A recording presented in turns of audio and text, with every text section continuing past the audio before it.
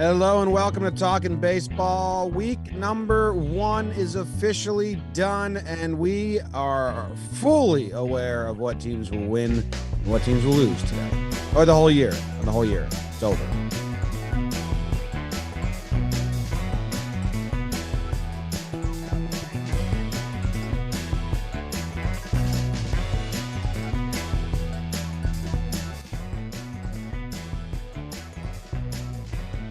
Hello and welcome to Talkin' Baseball, presented by SeatGeek. Thank you very much for joining in. My name is Jimmy. We got Trevor in California and Jake and BBD both in Manhattan. Jake, how are you doing? I haven't seen you in a while. James, Trevor, BBD, you, me, and Big Baby David, we were just a few hours ago recording our Talkin' Yanks episode in the Bronx with the cockroaches. It was a late night. And he was thirsty, but it was a fun one. Good to be back in the stadium. Baseball, I don't know if you guys have seen this, but hot in the streets. We got a couple home openers today. I felt bad for all those teams that haven't had a home game yet. And I was like, damn, we got home openers today? Spoiled Yankees. But I'm good, man. I'm excited to dive in, guys. Honestly, can I be honest for a second, Trev? I kept opening the MLB standings this week every day because I was just like, wait, who's getting off to a good start? Who's getting off to a good start? What's going on? What are my Halos doing? What are Trev's Twins up to? And today's the day we really recap that. So how are you doing, Big Nasty?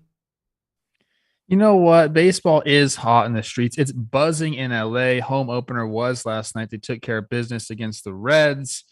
It's this time of the year where everyone's still optimistic, save a few teams who just know that it's not their year this year. But, there were some surprises out the gate. We'll cover them. I love going over and talking about the games because, like you said, not only has it been good for some teams that probably thought they were going to start out bad, but there were some massive performances that we're going to talk about today. So, we're going to get right to it. James, I want to hear about your day first. My day has been pretty uneventful. I woke up. My son likes to wake me up just by grabbing at my face and laughing at me, which is nice. It's better than screaming and crying. He's a happy little dude. I'll just let everyone know. Got home at 3 a.m. last night. My back has been in incredible pain, Trev, because we don't have a pull-up bar at the new office. And Jake and I, after every single show, would go hang from the pull-up bar to correct our hunched over keyboard desk back and leaning into the mic. And we did not realize, I didn't, how much that was actually benefiting my body. So we've done now a couple weeks at the new office without a pull-up bar to adjust after shows. And I've been in severe back pain. So we have a pull-up bar coming just to hang from in the new office. My body's hurt. I got home at 3 a.m. I was tired. I popped a bigger gummy than I usually do because I was like, I can't have this adrenaline keep me up till 4 and then wake up and have to go to work, do work the next day. I took too much. It's still in my system, but it's not like a high. It's just a super cloudy, hazy vibe that I have going on right now. So if you get the sense that my brain has drifted and the ship is, wading into deep waters, take over because I'm a little lost. Yes, Trev. How are you feeling? Is your body still buzzing a little bit, or is it just the mental fog? I need to know. Both. My upper back, so between my shoulder blades, is a place of severe pain for this last week. Yeah. 100-hour work week this week probably didn't help you out either. Jake and I had probably the hardest work week we've had. I was like, we can't do this again. We got to stop. I think as Alec Boehm, I'm going to say his name correctly. I got chastised for that. Boehm, I told him to lean into it and just play bad defense and bang like the rest of his team. Maybe you need to lean into this buzz a little bit and just pop another gum and just see how it goes. Yes. See how it goes. Trevor. We got life advice this show. We got some for Jim. We got some for Garrett Cole. We'll finish the episode with that. There's a pen somewhere in this house, and I think we should just do it. That's the old. Yeah. That's the old Storielli Plouffe. You got to bottom out, babe. No, that's a fantastic idea. It's like whenever you talk to an alcoholic, they're like, you know what cures the hangover the best? A fresh beer in the morning. And it's like, hey, man, you have a problem. No. But it does. I know it does. I know it does. But yeah, I'll probably do that when you rip the NL. I'll just leave and go grab that. Okay. Can't wait to rip that pack. Should we get into We have it? the stimulator today. We have the recap, the first half. We have awards. We have standouts, but we do have the stimulator. So I'm like wrapping my head around this new playoff situation. Totally right. I don't understand it either. I think listeners of this are going to be so prepared when the playoffs come around, because people who watch baseball and don't listen to this show and haven't been simulating every week are going to be like, wait, what's the format? People who listen to us, be locked in, because we got you every Friday. All right. You guys want to get in? Trev, you have the NL, right? I do. I'm lead off today. Jake, NL brought to us by anyone? Man, this NL, Trevor Plouffe on the NL, and I would do this. It's brought to you by pay-per-view. How about ppv.com? I feel like every time I see Trev, I'm paying to view, but pay-per-view, ppv.com. We're a boxing company now. People forget this. We just brought in our guy, Dan Canobio. Got to go check him out. Worth the follow. And how about huge fight this week? Spence Ugas. Trev, are you kidding me? Tomorrow. Nope.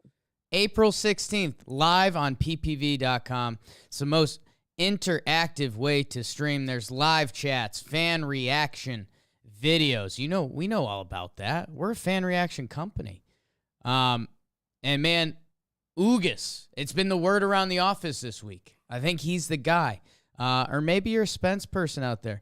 But when you order, you're automatically entered to win 2 tickets plus hotel fare to an upcoming ppv.com fight. I like that a lot. Order the Spence versus Ugas this Saturday, April 16th on ppv.com. Just don't miss out. There's a link in the description. And, I wasn't joking before. Our guy, Dan Canobio, John Boy Media, we are a boxing company now. He's had some huge interview stuff. He's deep in the boxing world. So go check him out. He did a preview of the Ugas Spence fight. So, Inside Boxing with DC, but go get ppv.com. Love it. Trev. Did you guys? Ho! Here we go. Ho! And we are off. Like I said, baseball definitely hot in the streets, and up in San Francisco was no different. The Padres roll into town. Giants take 2 out of 3. Padres win the opener 4-2, but then the Giants go on and clobber them 13-2. There was some fireworks in that game, and then they win the rubber match 2-1 behind a strong outing from Logan Webb. More on that later. Giants hit pretty well. The Padres didn't.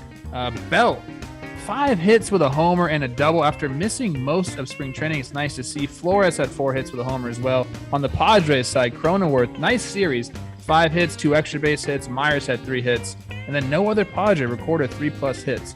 Machado had the go-ahead RBI ground out in game 1. And then Darvish had that really, really tough start, giving up 9 runs in 1 2/3 innings in game 2. We'll talk a little bit more about this too. Alyssa Mackin became the first female coach in MLB history. She coached first base. A lot of stuff to talk about in this series. Let's move on. Giants take 2 out of 3.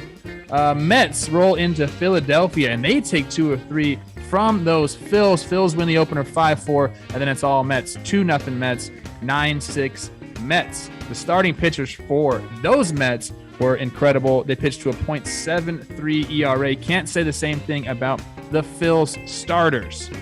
Castellanos did come out and hit 5 hits with 3 extra base hits. Real Muto went off as well. And then on the Mets side, Nimmo had 4 hits with 2 homers, and Alonso banging the ball around. He had a homer and 2 doubles. Phillies scored 5 in the 8th to take the lead in game 1. Gregorius had the go-ahead RBI double. That was a lot of fun that night. And then McGill, who's just been incredible. He throws cheese. 5 1/3 shutout innings for the win in game 2. He hasn't even allowed a run through 2 starts. We'll talk a little bit about this COVID situation that is developing for the Mets, but they take 2 out of 3 from the Phillies. Nationals. Now here we go. They go into Atlanta. They take 2 out of 3. Is it the Nats' year? Is this 2019? Probably not. They win the first game 11-2. They lose the next game 16-4. What is happening?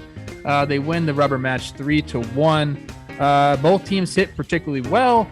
Maikel Franco, my guy, 8 hits in the series. Go off, King. 3 extra base hits. Josh Bell, 5 hits, a homer and a double. Cesar Hernandez, another teammate of mine, 5 hits. Marcelo Ozuna went off. Albies went off. Duvall went off. Ozuna had 2 home runs in game 2, and 4 different Braves recorded 3 hits. That was awesome. The D. Strange Gordon pitching. There's a viral clip from that. But the Nationals taking 2 out of 3. And the last series in the NL was the Cubs, and they visited the Pirates. They split the series. There's only 2 games, 2-1 Cubs and 6-2 Pirates. Suzuki goes off. Hayes goes off. Gamble with a 3-run homer in game 2. Series gets split in Pittsburgh, and that, my friends, is what happened in the National League. Your first place New York Mets. Who's this McGill guy? What's going on? Why'd you throw so damn hard? I don't know, but he's the best pitcher in all of New York. Oh, man. Oh, Luis Severino wants to say something about that. We'll get into that later. I like that, but the Yanks got to let him pitch first. McGill's huge. He's got an FU fastball, and I'm starting to look good because I think I was doing something with Jolly for Shea Station, Jolly and Jerry, and I was like, if you're McGill, you're a meat sack righty that can pump it. Go and learn every day from Scherzer and DeGrom. Like, if you got that kind of arm talent, you got the guys that know how to make that work. And I don't know if that's happening, but he looks great. He does. This was an interesting series, too. That 5-4 game, that was the Alec Boehm game. That was the I fucking hate this place game. That was the 5 runs in the 8th. It was a crazy series. Like you said, baseball has just had some hot storylines lately. Now we don't even know what's going on with this COVID thing. Yeah, actually, I don't know anything about that. We were at the game last night, and I haven't been tuned in. What's going on with the COVID thing? Nimmo and Canna, they both tested positive for COVID. They're asymptomatic. They were in close contact with a coach that also got popped. They're a staff member. I don't know who it was. So now we know Canna. He said he was vaccinated last year. So if he is asymptomatic for 24 hours and he takes some negative PCR tests, he can come back early. But if they can't, it's 10 days. So this is, something to watch. So 2 of their starters right there. That is, I don't know. You feel like you're out of it, and then it's like, this is our first one. We're like, oh, it's still part of the season. It's still part of something that we're monitoring. I wonder. I guess it's a different conversation, but like all the protocols, like they never changed them last year. In football, it was a situation too where like, hey, change them, like because the CDC changed some stuff, but you're not changing anything. So I wonder how it works in MLB this year. We'll find out. Yeah, maybe we'll find out. Maybe Mets fans are expecting a Metsy, but it kind of sucks. I mean, home opener, and like I don't know if you saw the Tom Seaver statue, pretty badass. Good for Mets doing that. So, yeah, I mean, we'll probably end up talking about that Monday. So,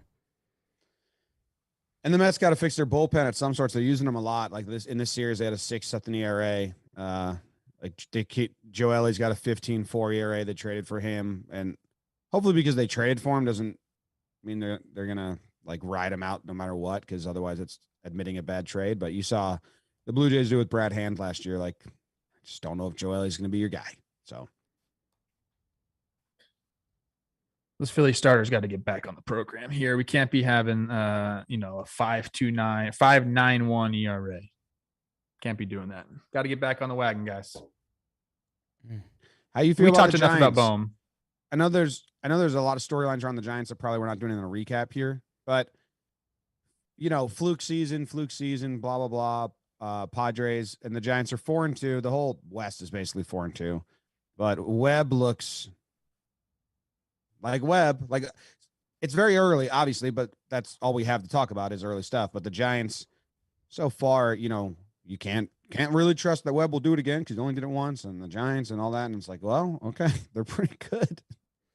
I mean, they're doing it. Go ahead, Jake. No, I mean, I was just going to say Webb, I think he earned it when we saw his playoff stripes and the run of starts he put together and how it looked. I think we all believed in that. You guys heard me. I mean, you know, I was hung up on the catcher position, like what Buster Posey did last year. I thought that was really a pivot point for the team. Now, Joey Bart is like a goddamn real prospect, and by the way, he's off to an amazing start to the season. So like, Joey Bart was kind of Buster Posey to Joey Bart was going to be my excuse to not be on the Giants train. And, you know, some of their veterans above their skis last year and that. If Joey Bart is anywhere around this, I got nothing. Then they're the Giants again. I'm looking at Cobb's usage because we got a great start from Webb, and we're going to talk more about that later, guys. I don't know if you saw that. Okay. But Alex Cobb, you know, he is a guy, if you go look at the baseball reference page, he's had a good career. He's had a couple of seasons that were tough. Last year, I think kind of snuck under the radar for a lot of people. He pitched 18 games, started with a 3.76 for the Angels. You'll take that all day long. And with a guy that has a pitch like that, going to an organization who we know can help make what you do shine even more, I think the splitter is going to become a very big pitch for him. I think he's going to have a lot of swings and misses. And I wouldn't be surprised that if we're talking about Alex Cobb, like possible, like all-star, like getting off to a hot start, you know, kind of finding the correct usage of that splitter. Is he going to throw it 50% of the time? I don't know. They might make him do that.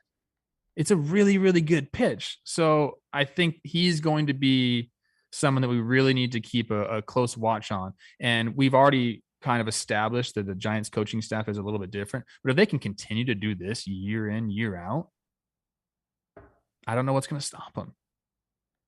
Cheap veterans that you can just like turn back the clock on, like that is a strategy right there. The reclamation projects. Teams try it all the time, but it's very has a very unsuccessful rate. But the Giants seem like they've figured something out. That's the whole thing with Van Scoik, is that the hitting coach and all them, they're like, you can get more. Like the theory used to be that once a guy reaches the MLB level, he is who he is, and you probably like, you know, his potential at that point after like a 4-year sample size gets like there. And then in the last decade, people said, no, I think you can like change, and you can like what Justin Turner did and what these guys did. You could like twist, and you could like get more out of these guys. You saw Murphy do that after a couple of years in the Mets, and then he went off for a couple of years, and a lot of guys. So it's kind of an MLB philosophy of the reclamation projects, but also MLB philosophy of not paying guys who are that age. So it's like a very two different worlds place. Well, I know there's a famous, you know, the famous San Francisco Giants debate between me and Trevor, but I think there's something to coaching that you can look around the league. And if I told you, you know, and sorry, Pirates fans for some ricochet, how many guys have come from the Pirates in the past 5 years and excelled other places? Like Yankee fans, we're enjoying the pitching like crazy because it seems like every pitcher they tap into recently has been a stud. So we've been giving a ton to Matt Blake. If you're talking hitting and, you know, whether it's the Giants or the Dodgers, or how often do we compliment the Rays, and is that player empowerment? Like there is something to the coaching at the major league level that is now being tapped into that I think is just separating some of these franchises. We can get into, you talked about Turner and how he changed his career. I'm friends with a guy. I played against him in high school. He ended up making it to the big leagues with the Mets right with Justin Turner. His name's Josh Satin. And one day I sat and talked to him, and he goes, you know, it was a weird thing. Justin and I were on the same career trajectory, and they called both of us into the office and said, we need you to hit for more power. This is what we want you to do. And he said, Justin figured out a way to do it, and I didn't. And now look where Turner is. Completely revamped everything. And I think maybe now, if this happened in today's game, Satin probably had a better chance to find that power stroke because they have the technology. You can hop on a force plate and they'll show you like where is your energy? Is it where it's supposed to be? Here is where the guys that hit for power, where their weight is and then where it goes to. You can hop on and they can give you that data right away. So I think, the Giants and some other teams too, we can't just give all the credit to the Giants, but they see, hey, we can get veteran guys for cheap. We know that these guys can make adjustments because they've stuck around for this long, and you don't stick around for this long unless you can make adjustments. We can get them for cheap, and then we can tap into some stuff and like get them kind of going again. It's zigging when everyone else is going younger. You know what I mean? Like they've kind of found that element, and shoot, man, it's worked. Josh Satin, also early investor in Drama Media. Yeah, it's true. Hot. Came in when you came in. People will say that. Yeah. Anything else? Is there any teams that their fans are listening to the show and they say you didn't talk about us and we're mad at you now?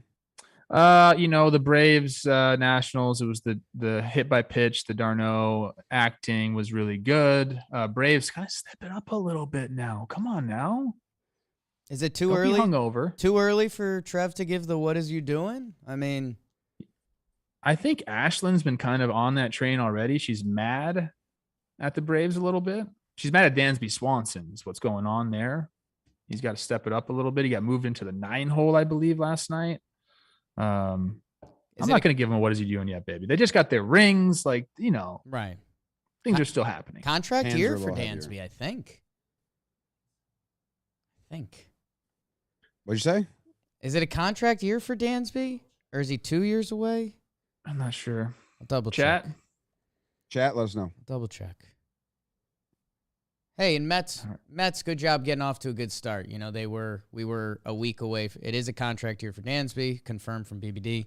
We're a week away from being, DeGrom and Scherzer are hurt.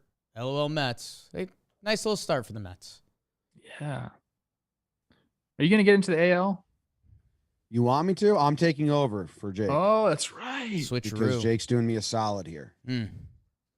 Don't get mad if I go get a cup of water right now. I forgot to go get my pen while you did yours. Jimmy so. will get a pen Unbelievable. during mine. You get water during Jim's. All right. Thank you. Okay. I think I'm ready, Beebs.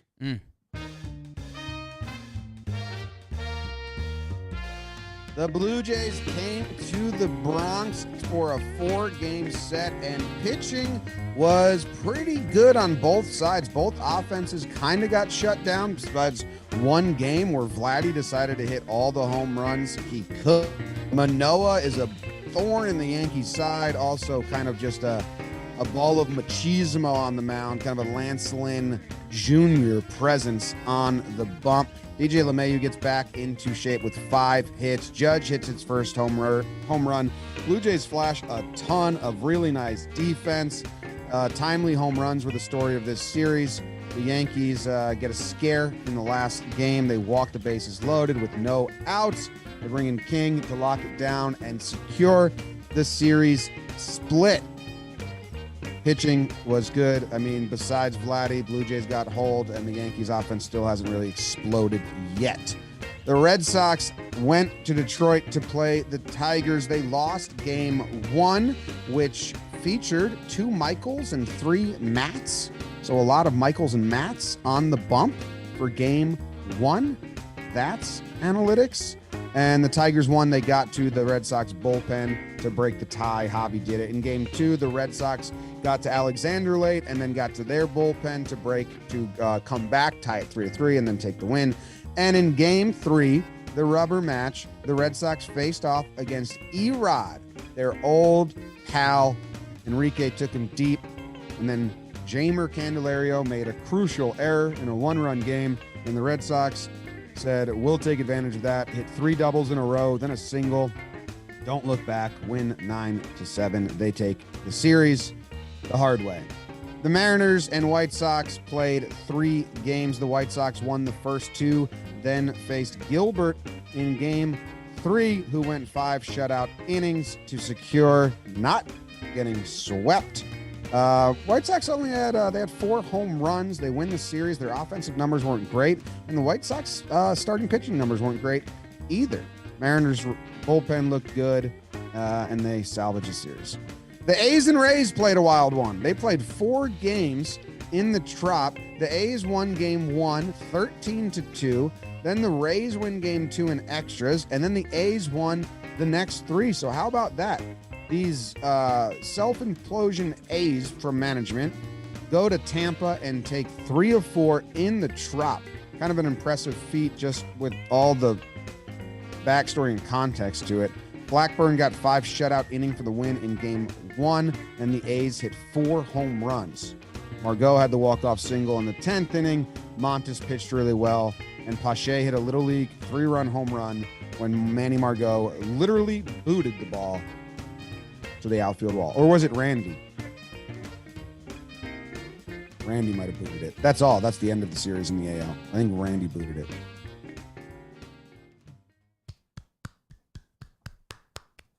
There you go. Good job, James.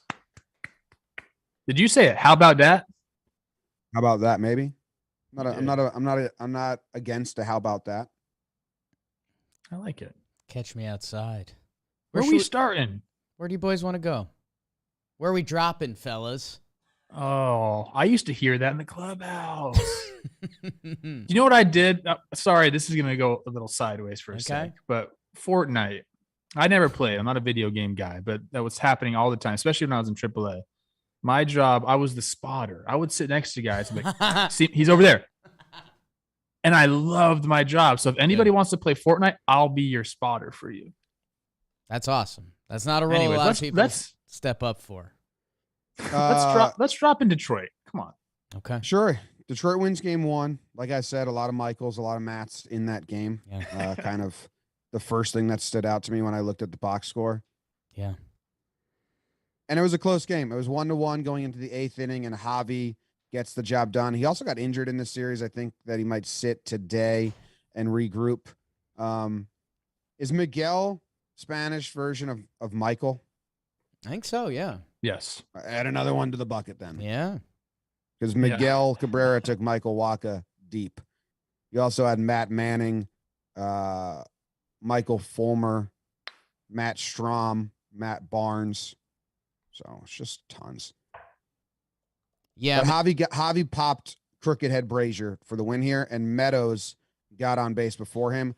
And I don't know Meadows' stats, but it seems like whenever I'm looking at the Tigers, that was like a very good, as of now, a very good last second move they made. Matt Manning, he's another one of those young Tigers starting pitchers. He has the good start. He's a piece we didn't even talk about because he got roughed up last year. But if he bounces back, what's that mean for them? And yeah, this was kind of a Red Sox-y series, right? Like they were down, they fought back. Like their hitting can bring them back in any game. They get one good pitching performance on the way, and they win a series. That's kind of and they get baseball. one error, and they take advantage of it. Christian Vasquez grounded out to end the inning to Jamer, and then they went 3 doubles in a row to get Erod out the game, and then Story had an RBI single. So, yeah, that is kind of Red Sox ball that we know it now.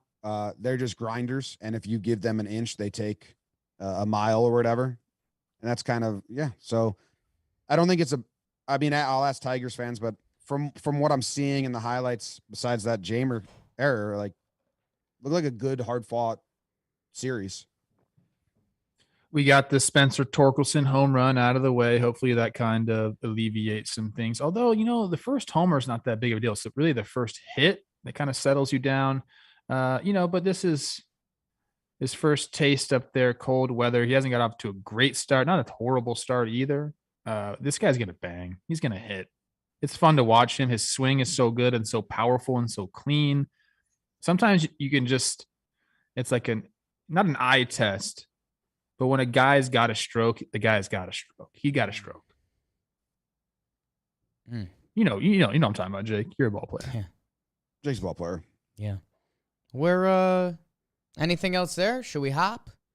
Yeah, let's hop to Oakland and Tampa. Yeah. Because, this is an interesting. Luis Patino gets hurt in game 1 for the Rays. Their starter, he's got an oblique strain. Hope he's okay, and he comes back. But the A's did in game 1 of a 4-game set exactly what you need to do when you get that kind of situation handed to you, where the starter comes out early. All right, let's make the Rays throw a lot of guys. So they absolutely crushed Chris Mazza, who I think the Rays Probably wanted to eat more. I don't know. And then they get Fire Eisen in there for 1.1. They get Thompson. They get Jason Aiden. And then they crush Brett Phillips, obviously position player. But they made him use a lot of bullpen in game one and didn't let a guy come out and go like 5 innings from the pen and save the pen the rest of the way, especially a team like the Rays who use it. So that was, I think significant when you have to burn a lot of bullpen in game one. And then in game two, the A's go right back to it and they go like the Rays go like bullpen day, or I don't know. Is Tommy Romero supposed to be a starter? And they get runs off 4 of the 6 relief pitchers. So you go games 1 and 2, and the Rays have kind of showed you their arsenal and used everyone. So 4-game set. If you can get to the bullpen game 1, you're usually going to be in a good spot. Who are we missing from this Rays starting pitching staff? I know, don't ask me. Glass now. Anybody? Glass now. Well, I know Glass now. Shane Boz. Boz, yes, that's who I'm thinking. Patino and Yarborough's on the IL right now. I mean, I'll tell you what, they have 1, 2, 3. They have a starting 5 on the IL right now.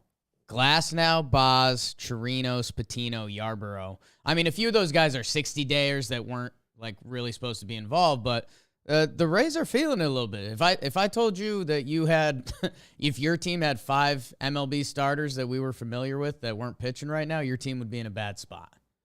Yeah. Tommy Romero, I think it's his MLB debut. And he was a starter last year in AAA. And the A's just, walk 3-run homer to open the game. The A's just pounded the Rays pitching. They win 3 games. This is, Jake, when you picked against the Rays this year, said it just can't happen every single year. This is the year that it's not going to be that, where they just find a way, the Rays Ray. I don't think we're at that point where you're right yet. No. But this is the situation that you're kind of talking about, like getting into trouble with your starters, having to expose the bullpen, it doesn't work out you can't have that for 162. Like you have to have some length. You got to have 5 out of a starter, or like you just can't do what the A's did to them, or you're supposed to do what the A's did to them. Like you mentioned, James, you get them in there, you get them tired. If this continues to happen series after series, then yeah, we're going to see something different. Although, they just lost 3 out of 4, but they're still sitting 4-3. So yeah, it's so early. You can't write off or write in any team at this point. But both of these teams, if you guys know, I was actually on both ends of the spectrum. I think the Rays are going to be up against it this year because they now have 3 other teams in the division that if you have a moment like this where if you get punished early and you work their pitchers, you can have a tough series. And I really like their lineup. Trading Meadows right before the season. I know the low kid, he's probably going to be a stud. Sure, that's what the Rays do. And I don't know, it's fucking baseball, so I took a chance. The Oakland A's, it sucks how they treat their franchise, but again, we just talked about coaching before. Mark Kotsay was the guy that was lined up and everyone thought he was going to take this job. You got to be wired a little differently if you really wanted to take this Oakland job. There's something in Oakland too. I know you played there, Trev, like that. Those guys almost know they're up against it. And every year there's going to be a couple guys that break out or put together a good season. I don't know who it is this year. I don't know if it's a Seth Brown who's off to a good start. Maybe Sean Murphy has the breakout from the catcher position. And they always kind of pitch a little bit. So I don't know. I think this series is obviously going to be a blip. The A's are going to be a bad team. The Rays are going to be a good team. But baseball. Good for the A's. It's very rare to win a 4-game set in the Trop. It happened once last year. On these exact dates, April 12th through April 15th. Wow. And it was the second series at home for the Rays, same as this. And it was the Texas Rangers that did it. Good team. Someone call Neander and tell him to figure that out. Call the schedulers. Get out of there. Yeah. Can't do it. All right, let's bounce to White Sox Mariners. I'm on it. Great. I'm Great on it, series. Trev. These are my Mariners. You guys know this. That's not true, but There's two things. There's one guy, Logan Gilbert. You do know he's my guy. He shoves. And then the other guy that we all need to learn quick is Brash. Oh, my God. He's the kid that got Filthy. called up. They didn't do the service time stuff.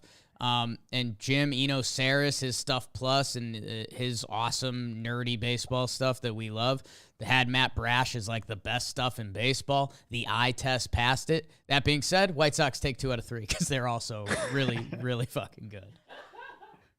Oh man, they're just a good baseball team, and scary baseball team. Eugenio Suarez gets a homer. Good to see him. And I mean, they got to Brash, but I believe it was a walk, fielder's choice error situation. Like it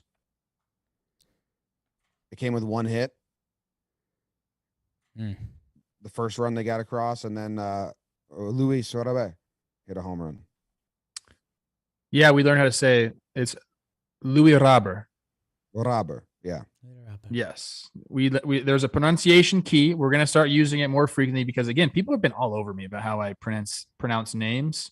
You know, I don't pronounce everything the right way, but I understand that the way you pronounce your name means something. And I didn't like when people mispronounce my name, so we're trying, guys. What game was the win game? Was that yesterday? Trevor Plouffe for the Mariners, yeah, with Gilbert on the bump. Yeah, that was absolutely wild. But the White Sox are just kind of a bully, and in like the black uniforms, like they kind of are they like the villain? Like, do they play? They give that off a little bit, right? Like they don't give a fuck. They wear all black. Like, Jake, I think they're going to be the bullies. Balls? I sure did. I was just going to ask Trev if he remembered any days like that in the show, because I mean that's crazy. Yeah, I mean, Chicago, you're going to have that all the time. I think I've referenced on this show before, weird weather in Chicago, obviously very cold too. We once had a game called because it was too cold outside. It was too windy, too cold. There was not a cloud in the sky, but they're like, you know what? We are not going to play this game. The wind chill is at like 2 degrees or something. Like, we're not doing it. And we didn't. So early in the season, Chicago is tough. The only other series we haven't talked about in the AL is the Yankees and the Blue Jays. And the Yankees side of things, obviously we have Talkin Yanks. You can go check that out. The Blue Jays side of things, besides Vladdy, the offense kind of got shut down by pitchers. I would guess Blue Jays fans weren't expecting to shut them down. Tyone, Nestor, and Sevy's pretty good. But Sevy, oof. But yeah, it's kind of.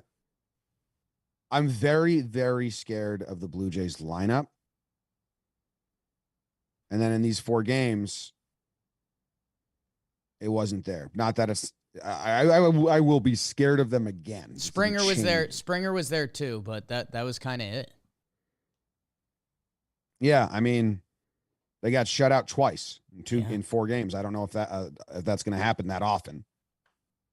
It's not. Yeah. Held to 5 hits twice. Held to but you got to give credit. You got to give credit to the pitchers here. Like Sevy, like I talked about this a little bit on Baseball Today this morning. Like, what does that do for the Yankees fan psyche? Like seeing that, like him come back and look that good. Like if you look at his numbers, I know he hasn't pitched really in quite some time. I think 2018 was his last full go, right? Mm-hmm. 2018, he was an all-star. Like this guy has ace stuff. Like he can be an ace. Like it's got to be comforting to see him come back and look that way. It's nice. It's rewarding because we have emotional tie to him too, because he came up through the system and was a stud. But we said that he could be the biggest difference maker if he can go 25 starts of who he is, and he's got a changeup now, which he says that the injury actually he thinks put more run and dive on his changeup because his arm's a little different now. But no, that's the biggest thing. But like we said in the TPP for the Yankees, their pitching was top 5 last year. The bullpen was top 5 last year. And we have confidence that they're going to be, upper echelon again because they just kind of have the repertoire. The offense needs to give them rest. That was the problem last year. If the Yankees won a game last year and they won 92, it was a close game where they had to deploy the bullpen in high leverage spots almost every night. And that's the fear, I think, at least for me. But Sevy's great. Yeah. I think we have to give credit to baseball itself because it showcased just how strange and awesome it is. Vladdy, Guerrero Jr., 3 homers and a double. Looks like you can't get this guy out. Will Middlebrook said, "Is there a 5A for Vladdy? Because he doesn't belong in the big leagues. He's better than that." And then the next day comes and gets the golden sombrero. It's just baseball at its finest. I love it, man. I love it. As a hitter, one day you can't miss, and the next day the ball looks like a little aspirin pill, and you're like, what am I supposed to do with it? Manoah's the real deal. If Yes. you haven't watched the start of his, I would suggest you do it. It's a fun time. And Gossman looked really good. He's got a funky leg kick, the Goss man. Manoah seems like he should be on the Yankees. I don't know if that makes any sense to you guys. Like, Beard. No, Does he he's a have a little too beard? sloppy. oh, it is lined up, isn't it? Yeah, maybe it's like Joba vibes. I'm getting it from him or something like that. Oh, Jabba vibes. Yeah, that would make A sense. little bit Jabba, Lance. He's like kind of Lynn. feisty, like he's talking shit. Like, Yeah, he good yells for a him. lot. I like it. Manoah has our number. Nestor Cortez deserves respect and doesn't get it. What he's been up to is nuts. Severino can change the course of the Yankees season and their outlook this year. And there's an injury this series, a guy that gets overlooked too much, Teoscar Hernandez, back-to-back Silver Slugger. He hurts his oblique again, which is tough for him. He's going to be out of the middle of their lineup for a little bit. That is tough. It's a heavy IL today. It's a heavy IL. Jake's taking it on. Oh my, let's go, baby. Are you ready? Bo Give it to Bichette's me. defense was incredible, by the way. He's awesome. Had to get that in there. He's All the awesome. Blue Jays defense was really good. Wow, It's wild. that was amazing. Not only do they make the plays, they look cool and flashy Yeah. as they do it. They're a video game. Yeah, their defense is a video game. I don't think it was that great last year, but it sure looks really good now. Like, Bichette is all over the field making those plays. I do have tough something to say plays. about Flo Bichette, Trev. Okay. His hair, and this happened to DeGrom at one point way back, has reaching a dangerous level where cool flow hair to I think that's a haircut my sister has had. It's gotten 2 inches long where you're like, wait, not flow hanging out of the lettuce bowl anymore. It's kind of just you have very pretty model hair. So I'm just watching that. I know what you're talking about. There's some volume there. It looks silky. Almost He's looks an- layered and dyed in a layering flow. It's Like, he doesn't go to a barber shop. Like, he goes to a salon 100%. Nothing against that, but he's kind of sneaky hot boy that maybe I need to take into consideration. do it. Jim, you need to get your pen for this IL segment, and I want to give a shout out because it's one of the funniest moments of our last year. The guy from the Savannah Bananas that hit in stilts, and he cracked us up because what did he say, Jim? I said, have you ever taken that bat in stilts before? And he said, this would be the first. And it was just oh yeah, obviously. He pitched last night for the Savannah Bananas. Got on the bump. So On stilts? yep. So that guy's got more cojones than a lot of people I know. So shout out to him. Did he get hit? I think he got an out. No way. Yeah. Dude, when he hit in stilts when we were there, he just fucking took a pitch to the ribs and had to walk on stilts to first base and then got pinch ran for. It was like, God, what was this all about? Weird life. Weird life. Okay. See you later. All right. Hit me, Beebs. Holy smokes, do we have an interleague series? How about we head down to Baltimore? Natty O's. They beat the Brewers 2-0. Let's go. Bruce Zimmerman drops it on the table. I called out the Orioles in their race to 50 wins this year, and they shoved it down my throat before they got beat the next 2 games. Corbin Burns in the final game. Good fortitude to win fortitude. Brewers take 2 out of 3 from the Orioles. because they stink. Orioles fans, a couple of you reached out. You said, stop being mean. It's not at you. It's at what they're doing.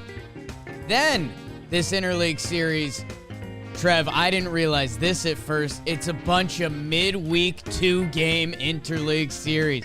Oh, I hate them, but I love my Snakes. And they split with the Astros. Let's go. Houston, they won the first game 2-1. Tight one. Your boy Presley got the save. Michael Brantley with the clutch hit. And that's obvious. Dr. Smooth. But then my Snakes. Let's go. They were in the office the other day. Torey Lovello, Pipe Ureta. They were coming off a win, a 3-2 win against Houston. They split. Twins. How about this? They hosted the Dodgers and Snakes. They lost both games 7-2, 7-0 against two of the best left-handers in the game, Kershaw and Heendog.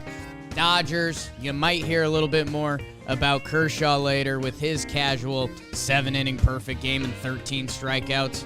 Guy whose free agency keeps getting dragged on. Lux Muncy homer. The Reds hosted the Guardians, and how about Cleveland? Chris Rose, are we getting excited? Little win streak forming. They won 10-5, 10-3. Nick Lodolo, watch that guy pitch. Young guy, but it's not enough. J-Ram's going nuts, people. And Oscar Mercado, our guy, he's really getting it going. Love that for him. 4 straight wins for the Guardians. My Halos hosted the Marlins. And how about a couple dubs? Tough night for my guy, Mickey Rowe. Don't want to talk about that. He flew back after a tough error, and then he recorded the Chris Rose rotation because he's a better man than you are. Whoa, a lot of finger pointing. Tyler Wade scored on it. He's my doppelganger. That's important. Marsh with the homer. Jesus Sanchez from Miami had a big night. You might hear about him later. Little teaser. Halos get a couple wins. And then I mentioned the 1-3-game series. I mentioned the 2-game interleague series that are awful. How about a 1-gamer, the I-70 series, because we had a rain out. The Cardinals hosted the Royals for 1, and St. Louis won 6-5. How about 3 homers? You might know the Arenado guy. You might know Kisner. I don't even know him. He's the other catcher there. But how about Albert Pujols hits a home run for the St. Louis Cardinals? That's a good time. Salvi, also 2 homers. He was on Slump Watch. He had 2-homer day. St. Louis won 6-5. It was a 1-game set. So over you, Interleague.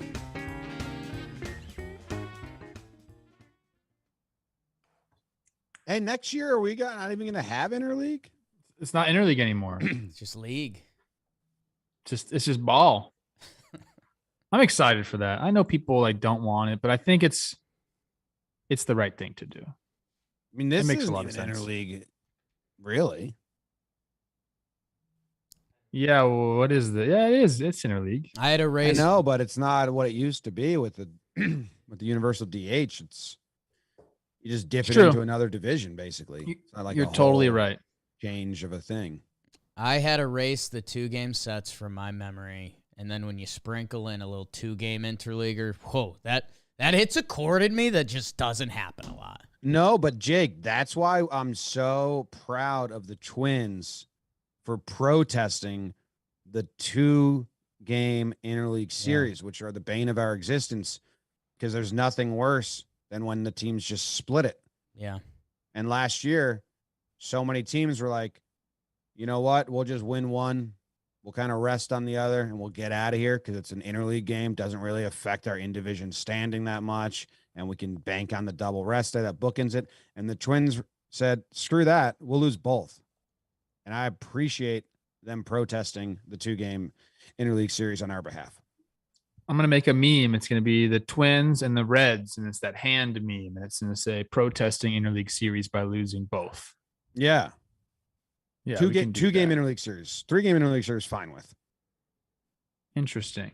Is that where we're starting? Dodgers at Twins? Because these should all be pretty quick. Dodgers went in and just took care of business against my Twins. No, I mean, the story is Heendog. I mean, well, actually, Heaney and Archer, 2 guys, I guess you'd call them reclamation projects. I don't know if Heendog is that. Archer's also coming back from injury. Archer looked really good. Yeah, no, really happy for Archer. That's a long path to go 4 shutty. against the Dodgers is kind of like a big notch in the road back. So Yeah, that's and we're nice. hoping Heendog can figure it out. Like, I know it didn't work out in New York, but everyone always talks about the peripherals with him. Can the Dodgers take the peripheral and put it in front of everybody? We'll find out. Whoa. Your guy Gary Sanchez, what did he do? Gary, my Did we crack. talk about the Kershaw at any other point? We I don't are. think we have. Yeah, You might hear about him Okay, later. so we'll hear about him in a little bit, guys. Relax. You might hear about him later. I mean, did Gary do anything? Gary's stats look kind of like Gary. He broke up what we're going to talk about. Yeah.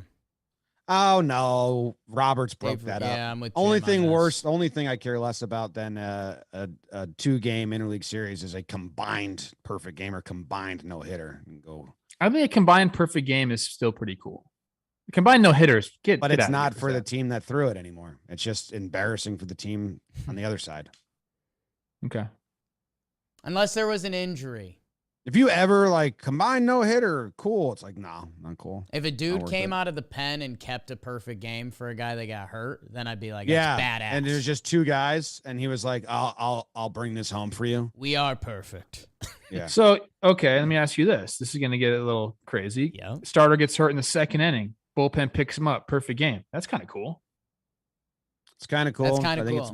it's more an indictment on the other team. I know what you're talking about, though. You want one guy out there, 27 freaking outs. Go get them all yourself, big boy. Kershaw had a chance to do that. We'll talk about it in a sec. Yeah, there's been some no hitters where it's like 5 different guys, and it's like, all right, well, the offense just sucks. Where are we going next? Where are we dropping, boys? Guardians win 2. And that's nice for them. Jake, are you? They bring J-Ram back. Bieber's this is not Jake's Guardians. No. Don't even say. No, I'm just asking if he's a believer. Where's he at? I was mean to them. If they continue to hit, I'll believe, because that's what they've been missing. But hey, the Reds aren't exactly supposed to be gangbusters this year. It's still week. We just finished week 1 of the season, but I hope I get to look back at this week in a couple months and laugh and say, yeah, because when the Guardians, sorry everyone, when the Guardians do hit, this team is a scary baseball team, like, because they pitch so well. So we'll see if they keep it going. Great shit. Otherwise, yeah. They're crushing it. How you feel about Bieber? Another meh start for a guy that's awesome. You asking me? Because I hope he figures it out. I mean, I don't know. I'm sick of jumping on. I in my older days. I guess I'm asking Guardians fans who have watched both starts.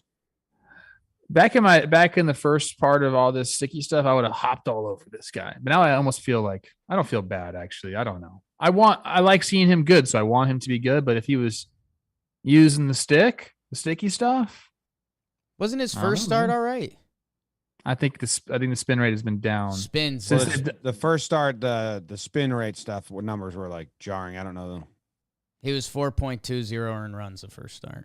They faced the Royals. They faced the Reds. Giants come into town. Let's see if the Guardian offense is for real, because they're facing Rodon tonight, and then they get DeScalfini, Alex Wood, and then the White Sox come into town, and then I think the Yankees come into town. Like we're about to see. Find out quick. What else? My snakes, dude. Trev, wish you were here for it. Tori Lavello came through the office. He's awesome. Him, his wife, Pipe, who was the bench coach. He's now like the player coordinator. Is that it? Player development coordinator. So everything we talked about earlier, they were in the office and they were just like part of the family for a day. So they're the best. Tori told me his official title is handsome cool guy that helps. Yeah, it kind of is. Yeah. That's what you guys call me, right? I saw Trev perk up. Yeah. Yeah. Yeah, not bad. That's what I've been aiming for. Split with Houston. So take that. Snakes up. Rings in the desert. Rings in the desert. We play for them. What about Angels fans? Talking a lot of crap. They're in the Freeway series, that series right before the regular season. They sit at 3-4 right now. Do you guys want to talk about Ohtani struggling a little bit? Do you care about that at all? Like, is it news or is it just like, hey, he's had a couple of rough starts at the beginning of the season? If it was during the middle of the season, we wouldn't even bat an eye. The latter. The latter. Yeah. The latter. He's good. Jim, your guy Lorenzen had a good start. 6 innings pitched, 1 earned run, 7 Ks, 89 Yeah, pitches. I was watching that on the little hunt to action trip around the league one day. They've had 7 starts now. Shohei made 2 of them, but they're running a 6-man starting rotation. So it's funny. I was like, only one guy's made 2 starts, so they'll keep going. You got to see more. But yeah, good for Lorenzen. He wanted to be. They gave him a shot to be a starter, and so far so good. 1 start.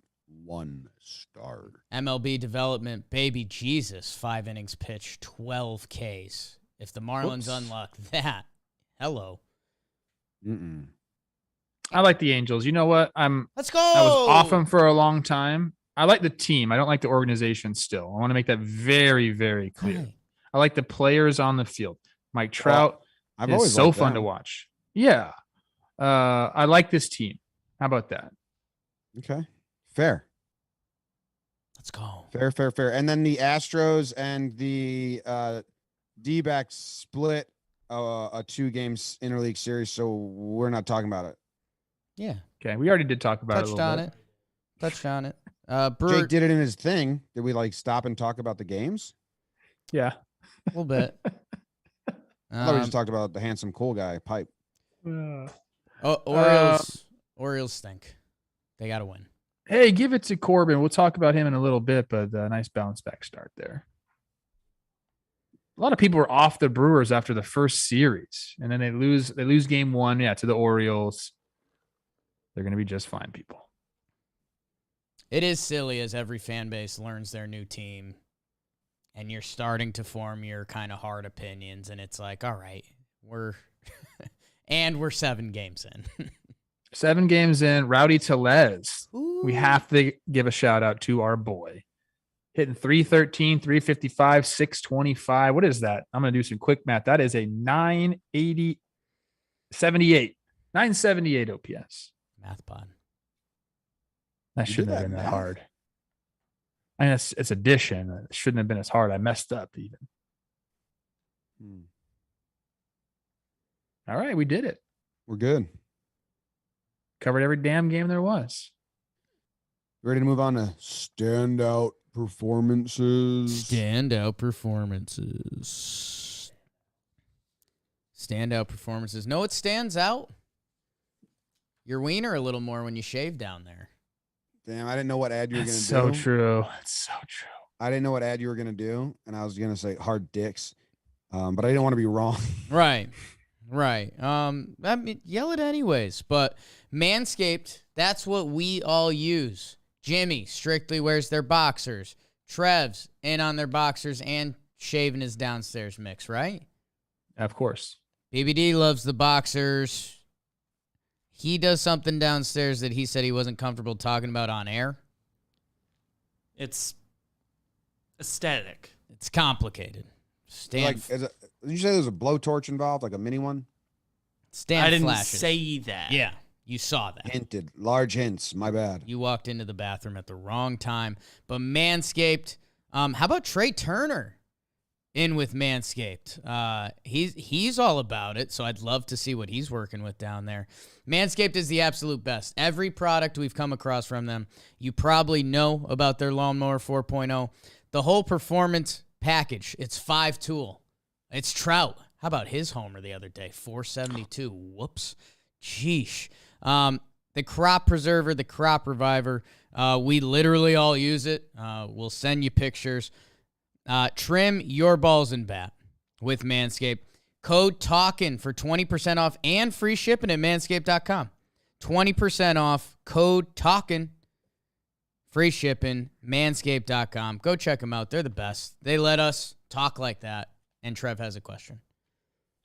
It's not a question. It's a statement. Yeah. Okay. If you're a guy out there walking around with no beard and a hairy bush, you're doing yourself a little bit of a disservice. Okay. The beard gives you a jawline. It accentuates the chin a little bit. A lot of guys get away with it. It's like it's like almost like wearing makeup. Okay. Like it just restructures your whole face. Same thing with downstairs. If you just got this bush, you're hiding a few inches. Go ahead, use the lawnmower, trim it up, and you'll be very surprised at what you see. It's beautiful. It is beautiful. Trev, you go first. I do have the standout performance, and we briefly talked about it. Talking about Giants pitcher Logan Webb. He went 8 innings pitched, 1 earned run, 7 Ks, 4 hits, no walks. I think that's my favorite part of this whole thing is the no walks and the 8 innings. You just don't see it happen too often. This guy came into his own last year. Do it once, sure, you got to do it again so everyone takes you seriously. Guess what? Nobody's questioning this guy anymore. Yeah, he did it in the playoffs, James. You mentioned that. Doing it again, following season through 2 starts. It's just been – he's been everything that's advertised. I'm trying to come up with a good player comp for him. I keep thinking Jake Peavy, like young Jake Peavy. I think that's kind of an easy one. The ball just kind of does different stuff out of this guy's hand, and he's just young. He's a young dude with all the tools in San Francisco at his disposal, a coaching staff that truly believes in him. And I think we're going to be talking differently about this guy. Like, it's not just another like young pitcher who's like good. I think we're going to be talking like this guy's going to be around for 10 years being like, gosh, I don't want to do this to this guy because it's a lot of weight. He's going to be like a stabilizer. I mean, I don't want to put Mad Bum there. I don't want to put Adam Wainwright, guys that just pitched for a long time with one organization. But I think he's going to end up being that kind of guy for them. Like their starter, their ace for a long time. So shout out Logan Webb. 8 innings pitched, man. No walks. Got to love that. He's just different. He's really fun to watch. I mean, the pitching is awesome. The actual stuff. Sometimes we were laughing about Jameson Tyone because his stuff is not like fun to watch, but he gets outs. He's fun to watch pitch, but like the individual pitches aren't like amazing. Where Logan Webb's kind of got both. I could just watch replays of that pitch over and over again. Trev, the other name I've heard, which again, it's like it gets unfair, and I think sometimes people don't think of these comparisons as unfair, but like Brandon Webb, Jake Peavy, which like those guys had incredible major league careers. That he's starting to look like that. Love it. My standout performer, and for people listening, for the first season, I have I'm usually pitcher guy unless a player hits 3 homers or goes 5 for 5 in a single game. So we got one of those this week, and I'm taking him. I'm giving it to Vladdy Guerrero Jr. I love people from the DR that have Russian names, because it reminds me of the Cold War. This is my favorite, to 7th favorite war. Off track. He hit 3 home runs.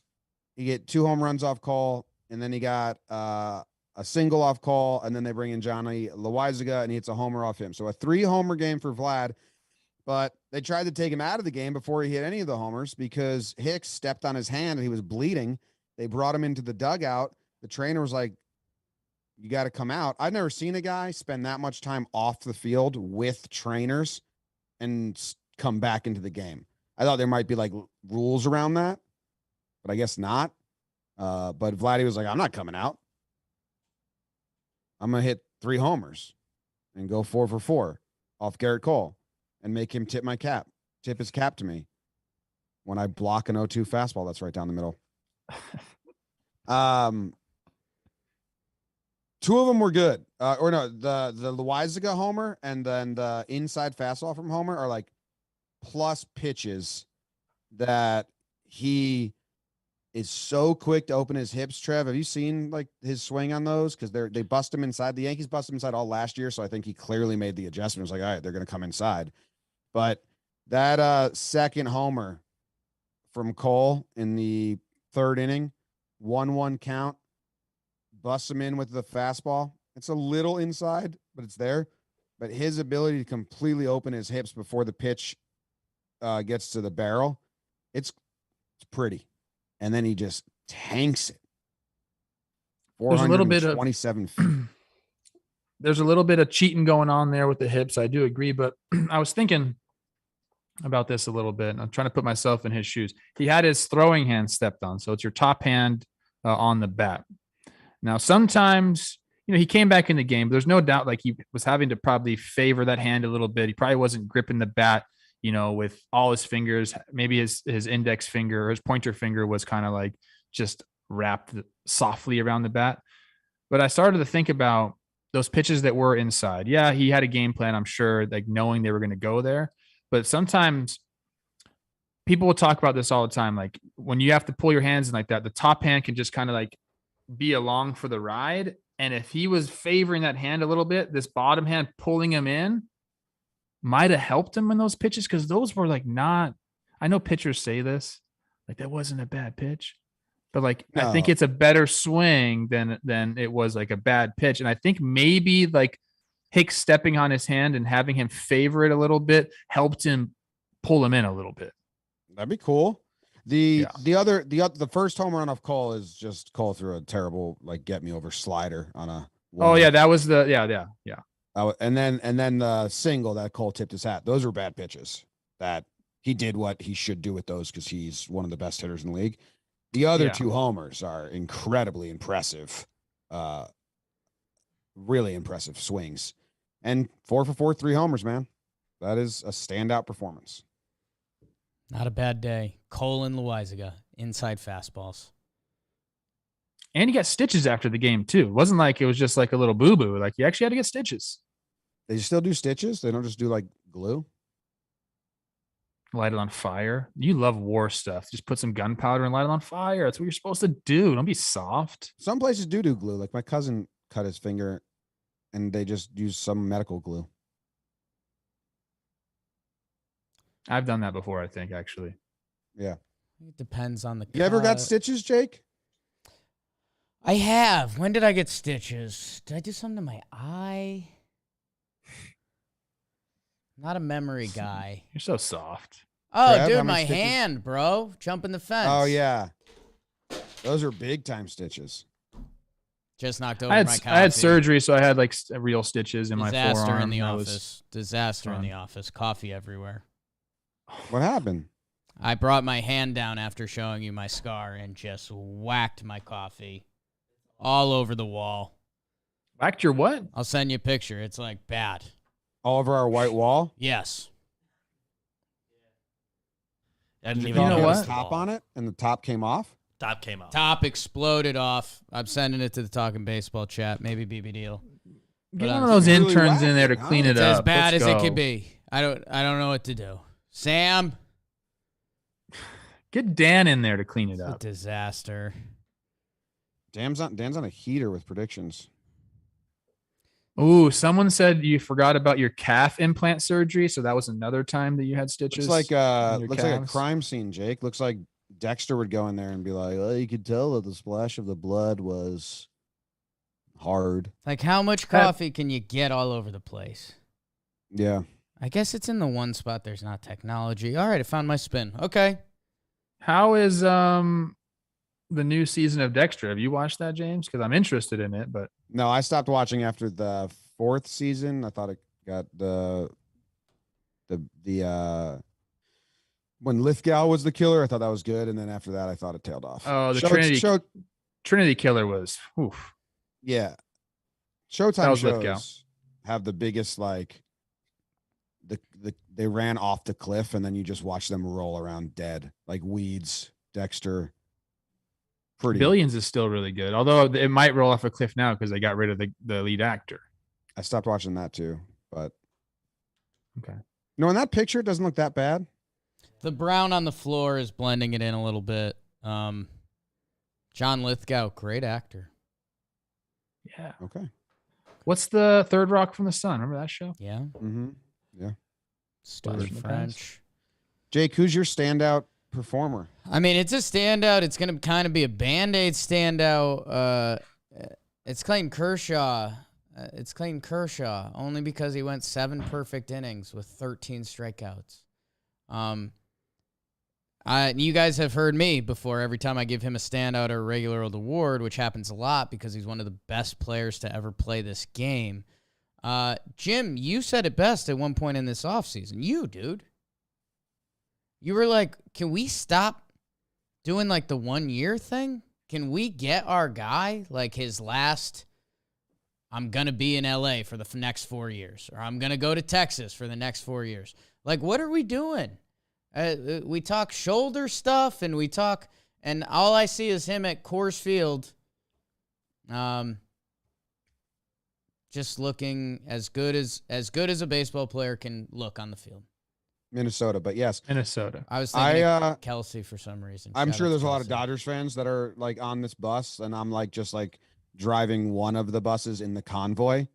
But I have been saying, like, why has Kershaw been treated the way he's been treated the last couple of years?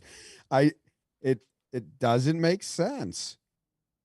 He's never had a bad, his seasons aren't bad, and when he's healthy, he's out there, and he's been out there. I don't know.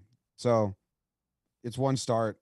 I could be wrong moving forward, but I've never seen someone that's so good have so much doubt the last like 5 years. Like since his ERA went up to 3, that 1 year, 3.03, people have been like, I don't know, it might be the end of it. He's got a lot of miles on the arm. It's like, well, but he's still like really good every game. So I don't know. Yeah, they're mentioning in the chat, and I do remember seeing this. I think he wants 1 year contracts right now.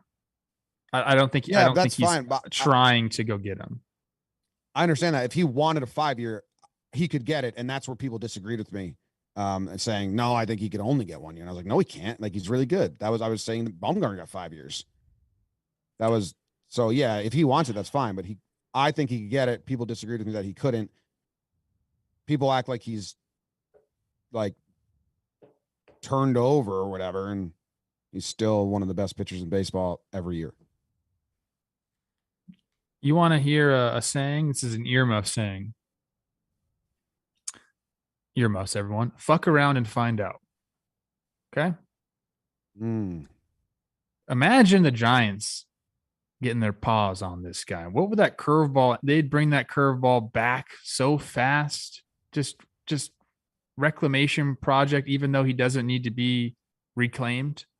Clayton Kershaw in the orange and black. Oh, it doesn't work. I can't even imagine that, actually. I can't even imagine that. Dog.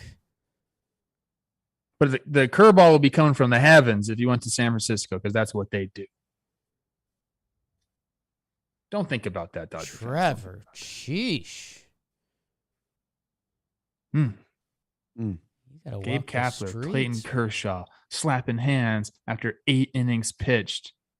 And you know what? He sends him back out for the 9th to finish his perfect game the way Dave Roberts couldn't do. It's either a dream or a nightmare. Depends who you are. Does depend who you are. Okay. People don't like that in the chat. They don't like that. No, dude. That's, again, we talk rivalries and stuff like Dodgers, San Fran. Like, they don't do that. Don't do that. I think that's going to be my first Dodger game is the Dodgers Giants. It's like May 3rd or 4th or something like that. I'll be there. Signing autographs by the left field foul pole. The question is, who do I root for? Chilling, being all cool. I got to go clean up this mess real quick because no one's here. So, BRB. All right, enjoy. Let's do Slump Watch. You want to do Slump Watch? We got to cruise through this because we're getting long here.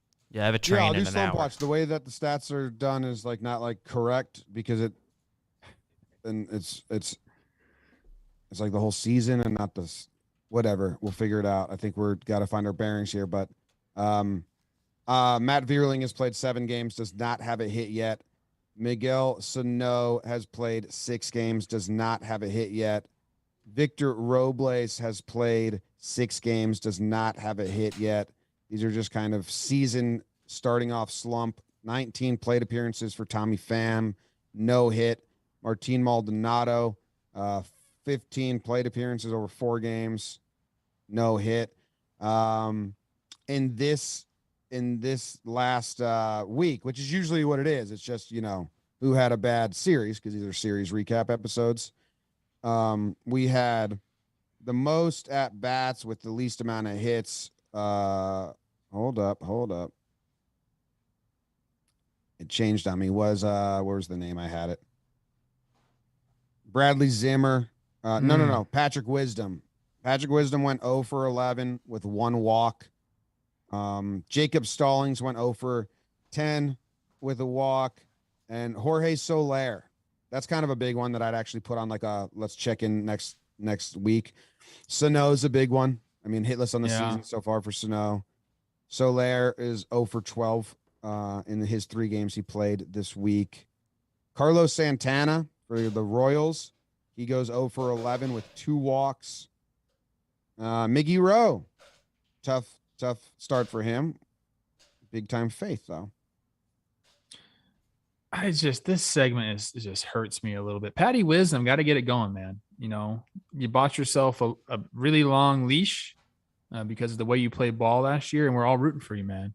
So let's get it going. Sano, probably going to be a free agent after the year. He's got a team option, I believe, at like 14, 15 million. He's only ever seen a Twins uniform. Where's he going to go? Got to get it going if he wants to get paid. Yeah. Bobby Witt's had a real tough time since opening day. Yes, he has. His last 3 games, 7 strikeouts. But I mean, so early. I like waiting until a guy goes around the league a couple times and all that. So I'm not worried about that. But I think next week we'll do Slump Watch for the series, and we'll start actually putting guys in there so we can clap when they get off. That's the whole point of the thing, is we can clap when they get off. Okay. All right. Well, Nasty's on Fuego. That means I'm on fire, baby. Like Waco. Here you go, Trev. Here's the fun stuff. You want to walk us through these guys? Yeah, let's do it. How about Owen Miller from the baseball's best offense, Cleveland Guardians? 8 for 15, 2 jacks, 4 dub pieces, and 2 RBI. Now, I had to stop myself there. Kelsey Wingert has brought to my attention it's not RBIs. Yeah, Jake's a big RBI guy, and so I'm taking it now. Okay. Even though it's very hard to say that. My other guy on Michael Franco, 8 for 16. That's a serious home run. 8 freaking RBI. Best catcher in baseball, JT Real Muto, goes 8 for 16 as well. He only had 2 RBI, also 2 walks. G-Man Choi, our favorite lefty, 6 for 10, 2 homers, a double, 5 RBI, also 2 walks. Jose Ramirez, sorry about the extension. He is something else right now. This guy's good, but he's on fire. 7 for 13, 2 home runs, 10 RBI, a double and a triple. Go get you some. JP Crawford, Seattle legend, 7 for 16, 2 doubles. Manny Machado, he's so good. Like, why don't more people talk about how freaking good he is? Is he going to be a Hall of Famer? Like, probably. 7 for 16, homer, 3 RBI, double, 2 walks. And then our guy, Ozzy Albies. Ozzy and Ollie. Ollie, our friend? Yeah. Ollie sends me pictures every time he sees Ozzy Albies. He was in Atlanta for Hunter Green's debut, and he took a picture next to this Ozzy Albies thing, and like, he thinks they're doppelganger, so we can play off that a little bit. He went 6 for 16, 2 homers, 2 doubles, 4 RBI, and 2 walks. A lot of good hitting performances right there. Those guys are hot. But go Owen Miller. Go Guardians. Keep it up. Owen Miller's a name I'm guessing a lot of people don't have committed to memory in the baseball space, and he's off to a crazy start. His last 4 games are insane. BBD, I'm going to send you a picture of Ollie, our friend Ollie, with Ozzy. Just put on the screen when you get it. No big deal. It's hilarious. Jake, anything on the In Fuego guys? Anything that you like? So much coffee on the wall. Pretty dejected. It doesn't seem to be coming out of that wall. Yeah, we're gonna have to get like a special brush. Owen Miller, yeah, he's got to be pissed at Stephen Kwan, right? Yeah. Like Owen Miller, we should be talking about this guy, but Kwan went full nut job. Hey, Guardians, maybe you guys have it all figured out, and I'm some sort of jerk that just throws coffee on white walls. Don't be so down on yourself, dude. You didn't paint that wall white. Yeah, it's the walls. We did. Fault, I I think. we picked the walls color. Oh yeah, I did. I chose We white. did. Oh, okay. It's your fault. Well, you then. need the light to bounce off the walls to make Yeah. it right. So yeah.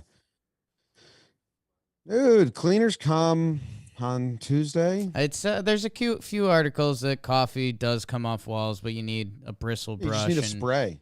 a bristle brush and a gentle cleaner dish soap. So we'll get there, but yeah, just A gentle, a bristle brush and a gentle caress. yeah, That's how I comb baby James's hair. yeah. Who's on Slump Watch? We did it already. Well, we A kind lot of of peeps. yeah. You loaded didn't- up. No, we just cleared it again because they did it for the It's 1 week. season and not the series, and it's you Okay. can't really write the names. It's just a mess. We'll do it next time.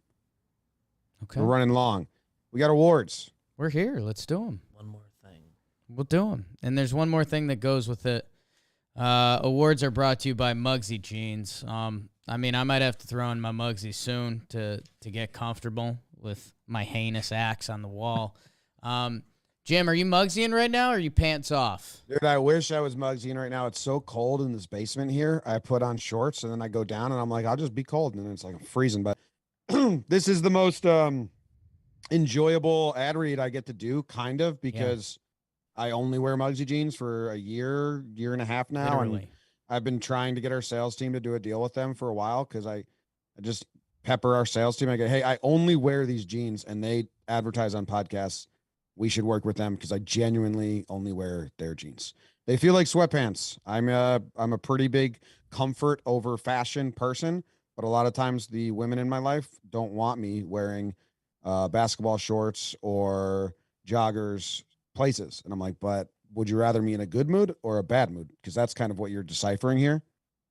And the Muggsy came along and now I look presentable, but I feel comfortable. And I truly only wear Muggsy jeans. So go get some Muggsy jeans. They even make Chris Rose look good, which is, I think, the best endorsement you can have as a fashion company. God, Chris It's tough Rose. to do that. Chris Rose at the Scottsdale bars in his Muggsies. Woo! He said Michelle Rose gave him a bro. You looking good. Ooh. She hit him with the bro. I mean, that brings me back to the Chris Rose beard times. You can get your Muggsy 10% off. Get a few Muggsies. Muggsy.com, 10% off. Code BASEBALL. See if you can remember that one. Baseball. MUGSY.com. Kind of like Muggsy Bogues. Muggsies. Don't lie. They're comfy. I've got my first pair of like black jeans with Muggsy jeans that are like my I'm a stylish, sexy man. So thanks, Muggsy. Thanks, Muggsy. We're on awards, right? Yep. You get to go first. Awards. First thing I want to do is I want everyone in the chat to leave me what they think I should eat for lunch because I'm starving, but I can't figure out what I want to eat. So please do that.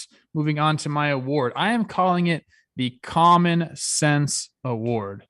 I'm pretty sure everyone that's listening to the show has an idea of what went down in the Padres-Giants game. There were a couple of these unwritten rules. We're talking about them again. They got tested. There was a steal in the second inning when I think they were up 8 runs. Mauricio Dubon bunted in the 6th inning. I think they were up 7 or 8 runs at the time. And, you know, Bob Melvin was fired up. Mike Schilt was fired up. I think, what's the other guy's name that played for a long time that I'm blanking on? Matt played for the Diamondbacks. Coaching staff there now. Whatever. Anyways, everyone was fired up about it.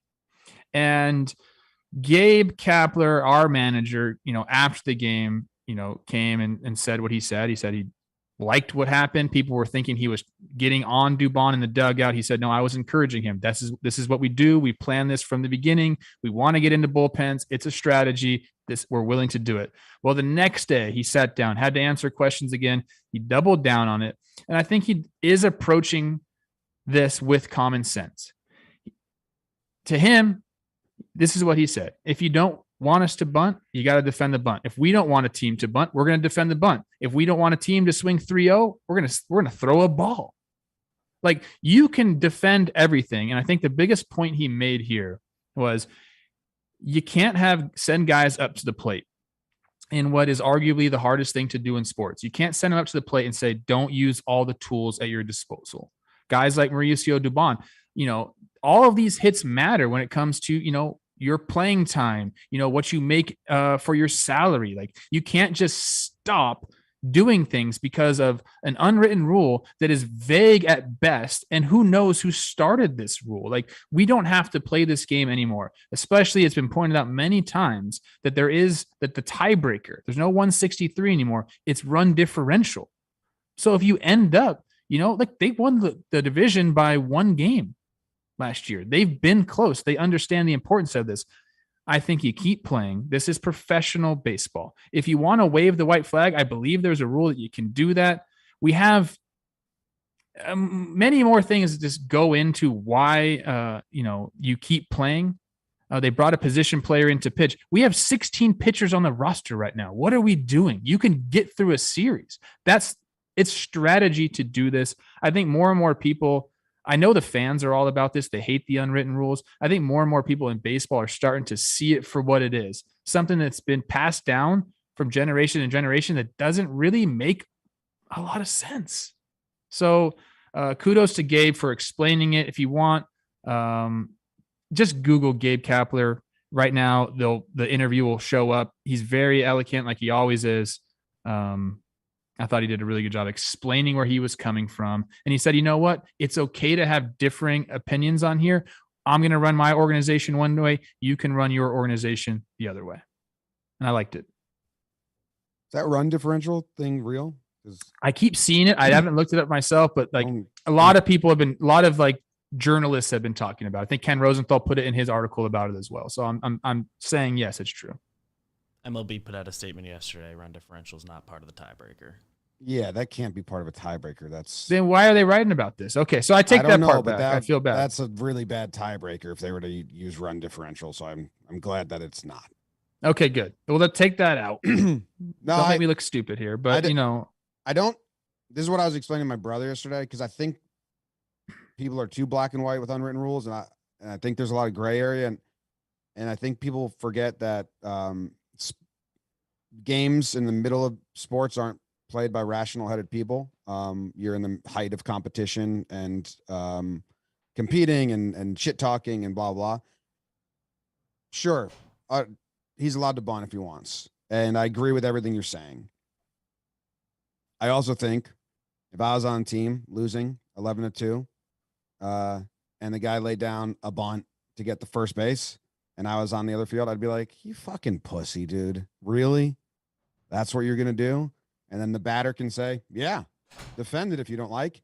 And that's a normal conversation in the height of competition in sports, and should not be extrapolated to this whole like, you're still allowed to get upset on the other side of the field when a guy does something that you're like, "Really, dude?"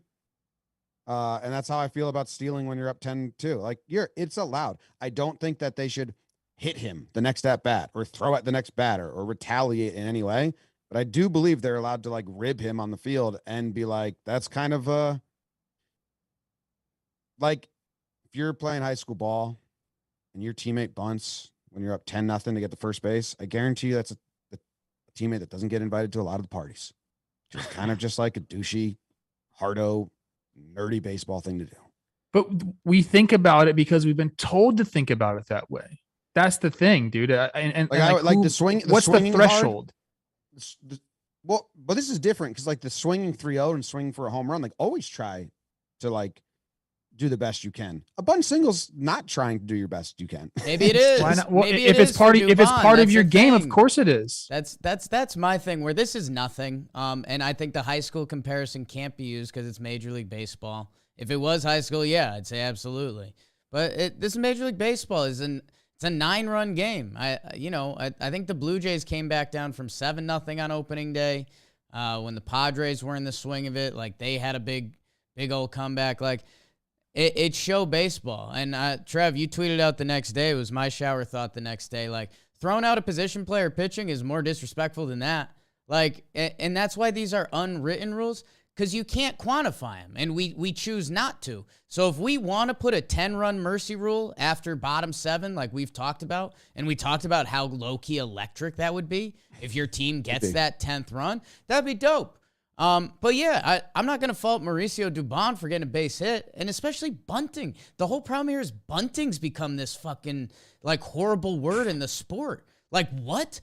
Like, so you can't bunt because it's an automatic out, and now I can't bunt because a guy got a hit on it? Like, screw that. Like, it's a part of the game. It's over.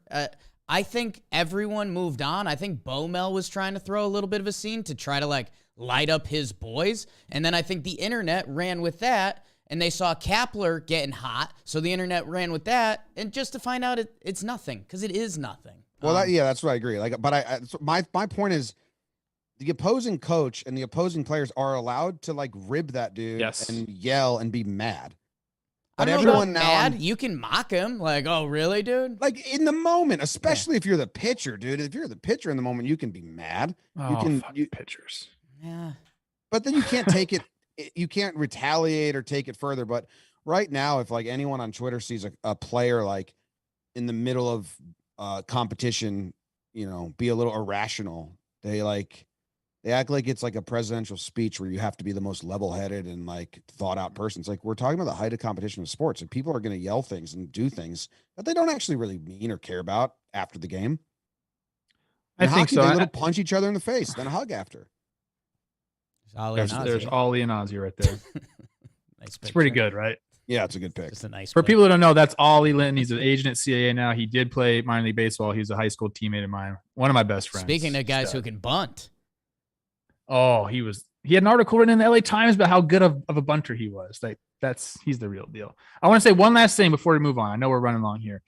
I think it's okay to have differing opinions on this subject. I think if you're a manager, you can run your team however the hell you want to run your team. So if you are like against that, you can be against it. But if you're like, my point with Gabe was, it was clearly like a thought out thing. It wasn't like, hey, they just did this and he made it up. Like they sat down and talked about how can we find advantages? Where can we find advantages? The run differential thing, I'm so glad that was fake news. Like screw that. Kenny Rosenthal or whoever did, you steer me in the wrong direction. The chat is saying that it's interdivision record now as a tiebreaker. So it was interdivision.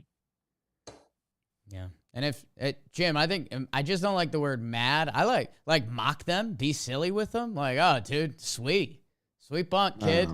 Know what they can retaliate with? Strike him out the next time and say, "Oh, why didn't you bunt, Dubon?" Some people, I was mad when I played sports, and I was not mad in any aspect of life. I don't really get mad, and then in the middle of games, I was a mad person. So like you do get mad. Yeah, I mean, I just think that people treat on-field personalities like they're supposed to be like composed and level-headed, and I think that people purposely switch their brain to a place of irate. Like we just had Josh Donaldson say that when he steps into the box, he'll look at the pitcher and go, "I don't fucking like how we're wearing your uniform. Fuck you. I'm gonna hit you." Yeah. Because that's the mental place that he needs to be in to give himself an edge. And at one side, we clap for those people, like Tom Brady's a light switch guy and Michael Jordan makes fake rivalries. And then the other side, if you get mad because a guy bunts on you when you're already losing by 10 runs, they're like, you shouldn't be mad. It's like, why? You're allowed to be mad. Some people, it's sports. If you're mad about bunting up that many runs, if you're the pitcher, like then you can't throw like a slider 2-0. If it's part of his game, I think that's fine. Like if like all of a sudden like Judge did it like up 10-0 just for like the single, I think you'd be like, what the fuck, dude? What if he was slumping hard and like sometimes Yeah, you no, I just like need that a too. knock? That's where bunting has entered this realm of baseball. People can't even like talk about it the right way. Yeah, Bunting's my gripe is awesome. that some people just don't allow players and managers to have emotions in the middle of the game. Yeah. Bomel's a good guy. He's looking like the bad guy in all this. He's a great guy. Like, yeah, he was emotional. He's an old school guy. He's allowed to have that opinion. Sure. Move on. Huge. My award is the man, I thought I typed it in, but I didn't. And Nothing Matters award. Jake's mantra. It's my mantra, but Jake can have it too. Oh, it's Jim's mantra. It's more of a Jim. It's a hybrid thing. Try your hardest, do your best, but nothing matters. I reflect it a little stronger. Maybe that I knew one of you. I wear it on the loves outside a that. little more. Yeah. It goes to Cody Bellinger. One of the worst springs a player's ever had, and spring training does not matter. I mean, his strikeout rate in spring training was incredible. I mean, he had like 16 strikeouts and he struck out like 8 at-bats in a row. And we're like, maybe he's working on something.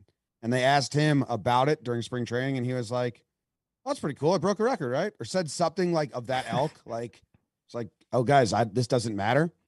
Belly's having a good start to the season, man. I mean, in his last 4 games, which is super small because the first 2 he didn't get any hits, but he did get walked. No, the first 2 games were bad. But in his last 4, 462 batting average, he's stolen 3 bases. He's worked 5 walks. He's got the highest on-base percentage on the team. And this is a guy who sucked during the regular season, but then went off in playoffs. Absolutely atrocious in spring, but now he starts the season good. I think he likes being at the bottom of the lineup and not feeling the need to produce power every single swing and be able to work walks and go the other. He's got 1 homer, he's got 1 double out of his 6 hits, but Belly's a little bit of an enigma these last couple of years where he can show up and after looking awful. And I think Dodgers fans are pleasantly surprised. And also spring doesn't matter. And maybe nothing matters for Belly. I said before the season, I think it was the Freeway Series, the last few games of spring training against the Angels. I don't think he got any, or he got 1 hit at the end of the game. It's kind of like a bloop single, but every other at bat, he was getting his barrel to the ball. He wasn't squaring it up, but like his barrel was like there. And I said, that is the mark of someone who's very close. Like the timing was just a tick off, and you could correct that in a number of different ways. But once your barrel is there, that means you're seeing the ball. And he was, and it's translated. And I think Belly and Yelly are the 2 guys that we were like, man, they got to step up. We got to figure something out. And both of them have had great starts to the year. Yelly, same thing, like kind of doing it. But Bellinger, if they can get him back to like even 60, 70% of what he was, it's just not, it's almost like not fair for the Dodgers to have him sitting at the bottom of the lineup and producing again. Love that he's swiping bags too. You know, that's sometimes you'll see guys when they're in a tough spot trying to do a little more. Oh no! And his other numbers are there. What's up, Trev? People are saying Buxton's hurt. Don't like that. Good job, Cody. And Trev, go look at Cody's stat page and notice the thing that might stand out from his gaudy numbers, his MVP year. His walk to K ratio was almost equal. Past years kind of got away from that, and this year he's got some walks. He's got some walks and some Ks, so maybe he was just seeing the ball. I know you talk about that a lot. Great stuff, guys. I'm going to do a quick one. I wanted to highlight another player at a position that I love. It's my favorite position. I'm giving out the Are You a Nick or a Howie award. That's a reference to the Backstreet Boys. Are you Nick Carter or are you Howie, the kind of weird guy in the band?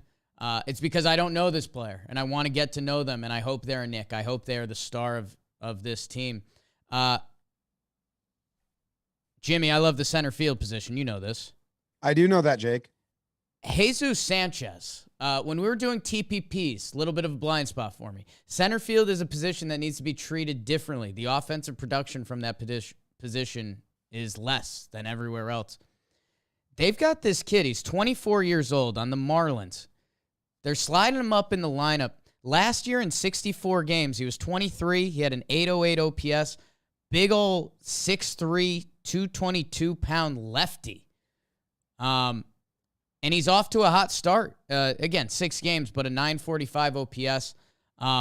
If this guy was in another different market, I think we'd be talking about him as this toolsy freak guy. He was a top 100 prospect. He was in the Nick Anderson trade that we said, oh, the Rays, they fleeced another team. Well, this guy's playing center field for the Marlins right now. And he's putting up some numbers. I don't know if it's a flash in the pan. We'll see what happens with this guy, but he's putting up some real numbers in the center field spot. And I'm a fish guy because of Miggy Rojas. So I want to get his name out there because he's someone that I don't think we've shined any light on and deserve some. Okay. Thank you. What's his nickname? No nickname listed yet. I did look it up. He is a Jesus, not a Jesus. I don't think there's a lot of Jesuses. Are there any walking around. Jesuses out there? I know a couple Yeah. Jesuses. There's a big one. Yeah. Was he even named Jesus though? I think he's Jesus. Now we're We just talking. are rude people. Now we're talking. Yeah. I like it. I'm on the page right now because you're right. We need to talk more about guys. Look, before guys are superstars, they're scrubs who nobody knows. Right. There's a video circulating on Instagram about the guy he pulled like the 1-of-1 Mike Trout rookie auto out of like Bowman, and he's like, "Oh, Mike Trout, I think he's good," and like puts it aside. That card's worth like $1 million now. You know, like every once in a while, guys come around, get off the hot starts, and just like are always good. I like to see that from this guy. I'm rooting for him. I'm rooting for him too. Jake likes him. I like him. Like, Let's hey, go, Miggy Rojas. if there was a 24-year-old left-handed hitting center fielder with a OPS in the 9s, I would be tweeting about him like Dan Rourke in the Yankees. But he's on the fish. 6'3", 222, like Yeah. big boy. Okay, now Yeah. you've got my attention. And the baseball savant jumps off the page this year and last year. Like I hope we got a dude here. 2 accent marks. Love that. Powerful. Powerful. Good award, Jake. Thank you. Good award, Jake. Best friend of the week, Austin Meadows, our guy. He's been on Sequence. Has he been on any other thing? Yeah, we had him on Talking baseball. talking Yeah, he's baseball. been on Talking Baseball. You're totally right about that. 4 the for RB. 8 with the RBI, and also had a solid game last night versus Kansas City. So new uniform. He actually looks good in it. It's very hard to look good in a Detroit Tigers uniform. Just not. The hat is nice. I like the logo, but the uniforms just don't do it for me. I've talked about this many times. Too many belt loops. He looks good though. Too many belt loops. We've heard that Buck Showalter likes asking players like what kind of belt they use, and he thinks it's indicative of the type of man they are. Like baseball belt or just like a belt? No, baseball belt. Hmm. What kind did you use? The standard team leather. I'm not an elastic guy. That's like, so you work your ass off to get a leather belt. Okay. So when you get one, wear it. I think you're a Buck Showalter the guy. I think he would have liked you. Now they have all sorts of stuff, shiny belts, snakeskin belts. We didn't really have those options back in the day. So I'm happy that more and more are coming around. I would have wore something really cool. Belts are sweet. Belts are sweet. Hands up. Are we? Elevator? No, it's Friday. Oh, stimulate. I do Oh, we kind of have to haven't be on the train somewhere in 20 minutes, and I got to edit this show. It's early. What? Is there No any chance we stimulator can? Is there today. any Just chance play we the can music kick at it least. to next Just week? say the music on the I have way to be on out. a train in 20 minutes, and I need to edit All the right, show and everything. all right. Give us Play your the champion. music on the way out. Play the music and give us your champion. I'm not deviating from Trev yet. Damn. Put a ton of effort into the stimulator. I'll send the link to you. Yeah, I'm really sorry. We're running really late. Buxton injury stinks. Thanks, everyone. Thanks, everyone. We'll be back on Monday. Enjoy the baseball over the weekend.